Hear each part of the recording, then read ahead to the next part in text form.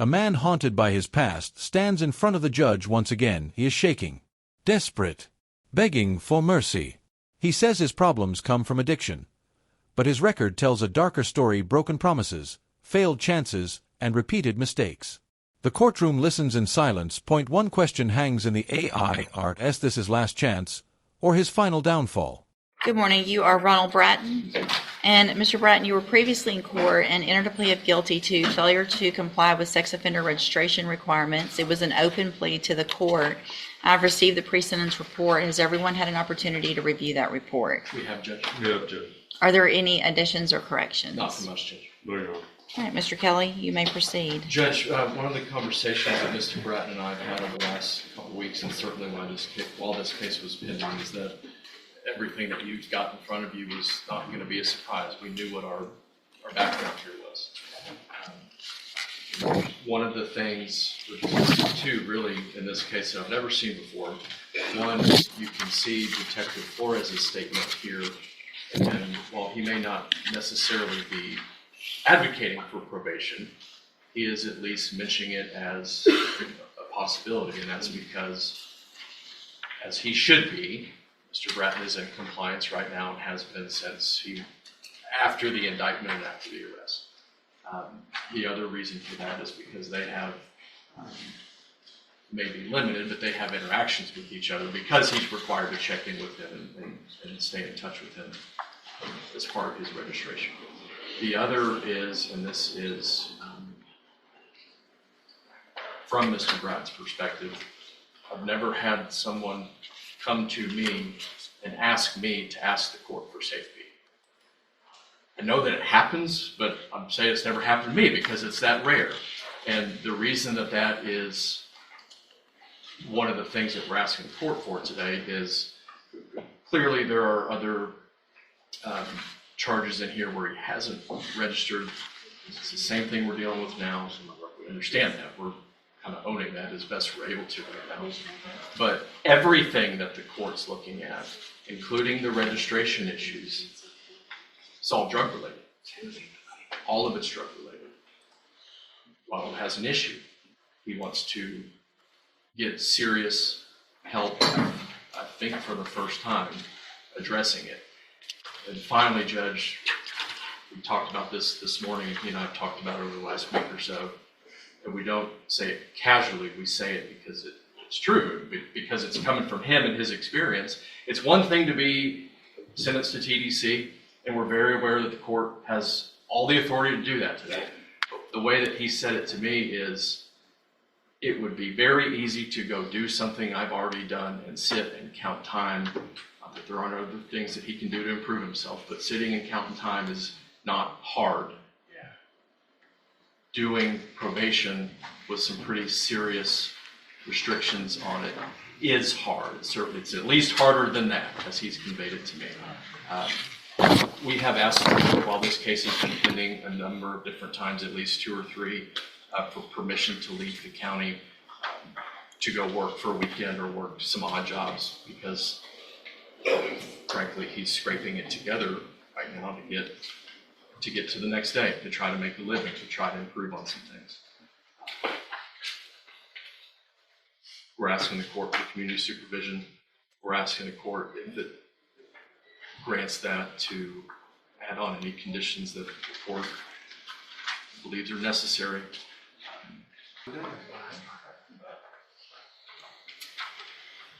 Mr. Hoffpower. Your Honor, the state takes judicial notice of the PSI, and also in the indictment you'll see that this defendant has been convicted 3 prior times for failure to register as a sex offender. That's included in the PSI on you'll see on page 4, you'll see that it is Grayson County, Hardin County, 2 other counties where he was given probation and failed and was revoked in Central Penitentiary.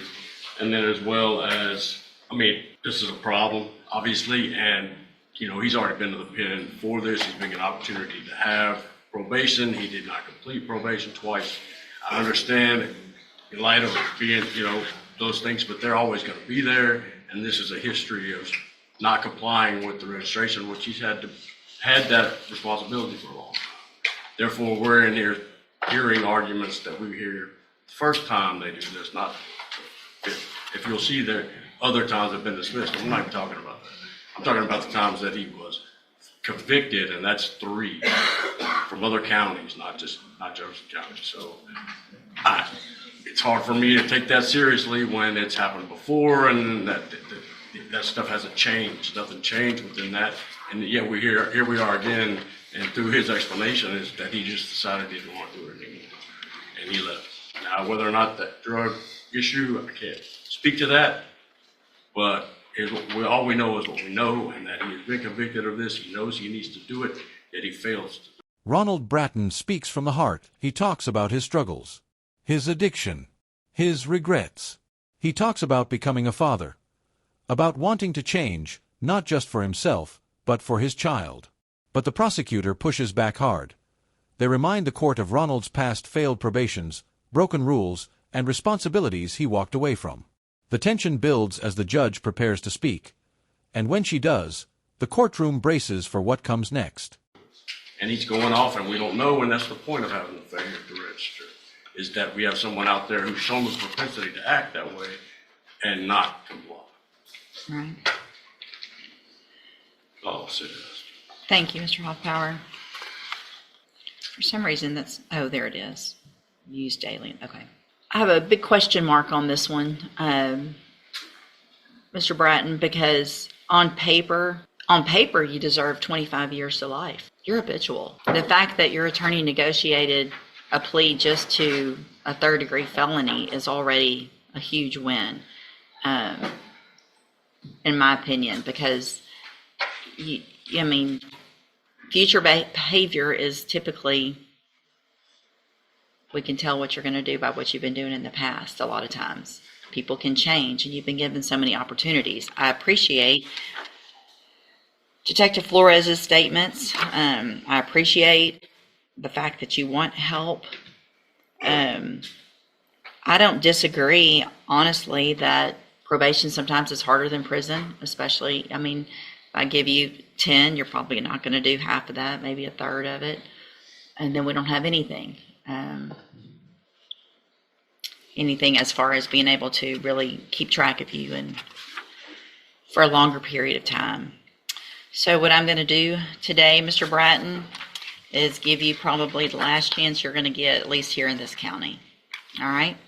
So I am going to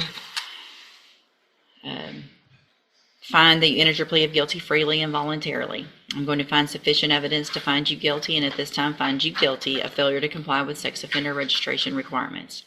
I'm going to sentence you to a term of 10 years in prison, but I'm going to probate that. You will be on probation for 10 years. You will be ordered to enter and successfully complete the SafeP program. You'll go into custody today, you'll wait for a bed, you'll go to SafeP, you'll get out, you'll do whatever aftercare. I would like it probably to be through JCDI, unless there's something else. I want it to be intensive outpatient when you get out. You will be given the tools to be successful. It's up to you to take advantage of that. You will be, from the beginning, on the high-medium caseload, and you will be on zero tolerance. That means there is no, I relapsed and I tested positive. There is no, I missed a meeting because I couldn't make it. You make one mistake, I want probation to bring the case back in here. You're going to go do the 10 years that I just gave you. It's just that simple. This is it. This is your chance. There will be no room for mistakes on this probation because you've already been given that leeway earlier in other cases. So this is it. If you do everything you're supposed to and you change your life like you say you want to, that's your choice at this point, right? It's addiction is what it is, but you have the choice now to fight that addiction and to overcome it with the tools we're going to give you. And if you don't, you'll be back in here again looking at the 10 years. If you do everything you're supposed to, then you'll be able to serve that 10 years while you're out on probation. And live like the rest of us. Get a real job, be a real dad, be a pawpaw, be all the things you want to be. It's 100% up to you. I will not, you have a 10-year sentence. There will not be negotiations when you come back for some lesser sentence if you violate. That's part of this. You do have rights to appeal that. You pled open. I'm going to hand you the trial court certification that shows you do have some limited rights to appeal. You can talk to Mr. Kelly about that. I have also handed you a written admonishment regarding your ineligibility to possess a firearm or ammunition. Because of the judgment entered against you, you're ineligible under Texas law to possess a firearm or ammunition. Possession of a firearm or ammunition could lead to charges against you. Firearm is a legal term, and you should read that written admonishment I provide you to see what devices qualify as a firearm. If you have questions about the laws that make you ineligible to possess a firearm or ammunition, or about how long that lasts, you can talk to Mr. Kelly. All right, I wish you the best of the luck, sir. You can go back with the bailiff. Thank you, Mr. Hallpower, Mr. Kelly. I'm going to order a $500 fine as well. Is probation still here on? Yeah. So, Mr. Anderson, you tested positive for marijuana. What? It's been 26 days since I last smoked. Well, it's ridiculous that you're smoking at all. You're on probation. Hold on, don't talk over me right now, because things will go much worse than what they're gonna. You're on probation for sexual assault of a child and indecency with a child by sexual contact. You have done nothing that you're supposed to of the things that really concern me with regard to your treatment, your sex offender treatment, all of those kind of things. In addition to that, you're spending your time smoking marijuana. At this time, I'm going to revoke the bonds in each of your cases. There will be no bonds set at this time. I think that is in the best interest of the community and the safety of everyone. We'll get an attorney appointed immediately, and they'll be out to see you, and we can see if I need probably a motion at this time. Okay? You can go back with the bailiff. I'm sorry? Do I have the time to speak? Can I speak to you about it? Hold on. Actually, before you do that, he's not on bond. No. Okay. So what I'm going to do at this time is I can't do the bond, but I'm putting you in custody. I just got to figure out the right legal way to do it. I'm going to find at this time as a condition of your probation that you serve at least 20 days. That'll give everyone time to get everything taken care of so that we can move forward and see what the appropriate way is. So I'm ordering 20 days as a condition of your probation starting today, no credit for any time, and then we'll see where we get. All right, go back with the bailiff. No, I can type it today. Okay. Send it over to me. Perfect, thank you. Ronald Bratton stands before the bench, man who has been in trouble since the age of 18. Years of addiction and bad choices have kept him trapped in the system. But today, he asks for one more chance. Not just for himself, for his newborn child. His attorney argues that prison would be easy, that real punishment would be staying free, facing life, and proving change on probation.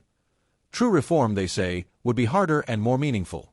Across the courtroom, the state responds with cold clarity. They remind the judge of the facts, point 3 prior convictions for the same offense. Promises made and broken. Opportunities given and wasted. The words sit heavy in the room. Then the judge leans forward. On paper, Ronald qualifies for 25 years to life. The room goes still. But against expectations, the judge offers mercy, a 10-year sentence suspended to probation. Her voice turns firm. Point 1 mistake, point 1 relapse. And he will serve every day behind bars. This is his final chance to rewrite his story. As the hearing continues, another defendant steps forward, caught smoking marijuana while on probation for child assault.